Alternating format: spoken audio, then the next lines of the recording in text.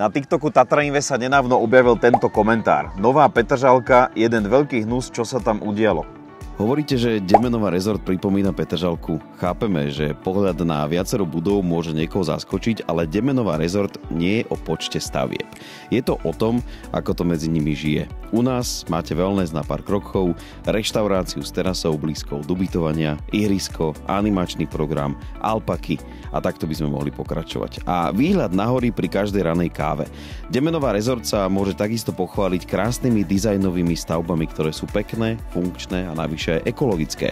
Demenová rezort nie je sídlisko, je to komplexný, živý rezort s víziou, službami a komunitou. A navyše vám môže zarábať bez starosti, aj keď práve oddychujete. Ak vám toto tu pripomína Petržalku, tak potom Petržalka si zaslúži veľký potlesk, standing ovation. Ak chcete vlastniť apartmán v krásnej lokalite Demenová rezort, tak sa nám určite ozvite.